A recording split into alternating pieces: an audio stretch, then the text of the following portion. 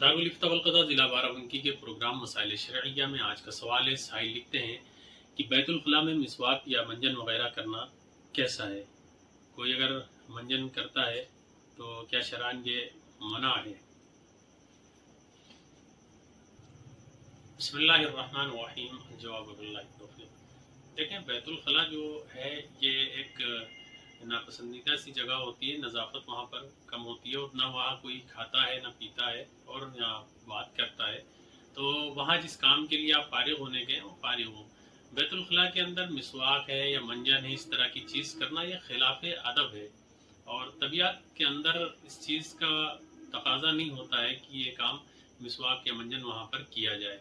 अलबत्ता उम्दतुल फ़िक़्ह के अंदर ये है कि बैतुल ख़ला के अंदर जो है मिसवाक करना ये मकरूह है और ये कराहत जो है कराहत तंज़ीही इसको के खिलाफ